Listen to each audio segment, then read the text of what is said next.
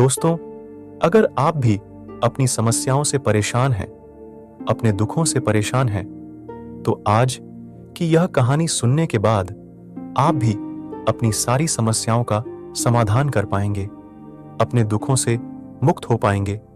तो कहानी में आगे बढ़ने से पहले वीडियो को लाइक करके चैनल को सब्सक्राइब जरूर कर लीजिएगा। एक समय की बात है, रामू नाम का एक लड़का था।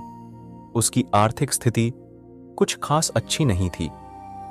इस वजह से वह हर समय परेशान रहता था।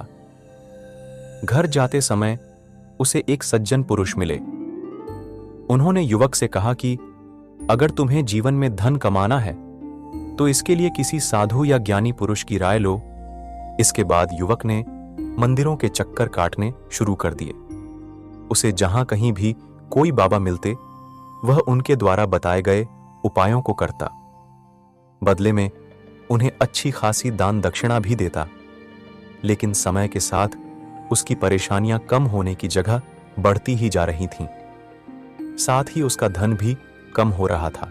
धीरे धीरे उसकी सभी जमा पूंजी खत्म होने लगी और वह हर समय उदास रहने लगा। एक दिन रामू घर की तरफ जा रहा था। उसे एक ज्ञानी पुरुष दिखाई दिए। वह उनके पास गया और उसने अपनी समस्या के बारे में उन्हें बताया। युवक की परेशानी सुनने के बाद बाबा ने उसे कहा कि अगर तुम्हें अपनी परेशानियों से छुटकारा पाना है तो इसके लिए तुम्हें परिश्रम करना पड़ेगा, क्योंकि कोई भी मंत्र किसी को भी ऐसे नहीं मिलता है। उसके लिए उसे कड़ी मेहनत करनी पड़ती है। तब युवक ने कहा, मैं केवल अपनी परेशानियों से छुटकारा पाना चाहता हूं। इसके लिए आप जो भी उपाय मुझे बताएंगे, मैं उसे करने के लिए तैयार हूं। आपको जितनी भी दान दक्षिणा चाहिए, मैं आपको बदले में दूंगा। लेकिन पहले आपको मुझे वचन देना होगा कि मुझे मेरी समस्या का हल मिल जाएगा।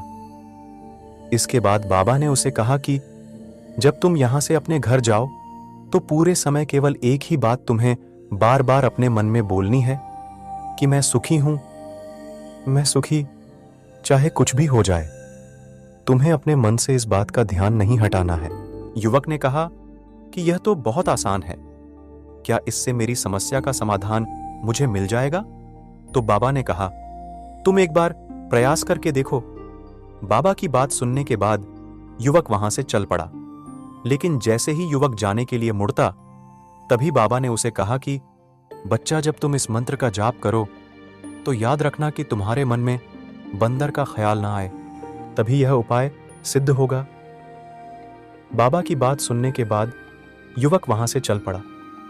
वह थोड़ी दूर ही गया था कि उसके मन में बंदर का ख्याल आने लगा। बंदर का ख्याल आते ही उसने मंत्र का जाप करना बंद कर दिया और बंदर के बारे में सोचने लगा।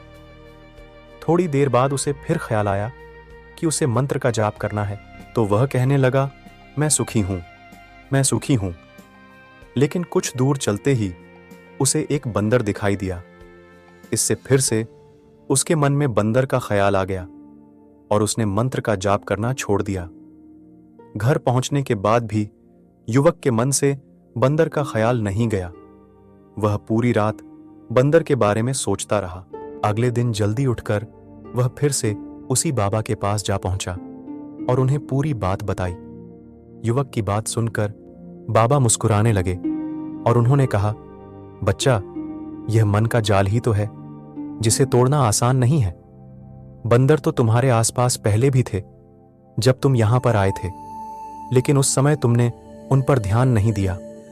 उस समय तुम्हारे दिमाग में केवल सिर्फ एक बात चल रही थी कि मैं परेशान हूं, मैं गरीब हूं, क्योंकि तुम बार बार इसी बात के बारे में सोच रहे थे।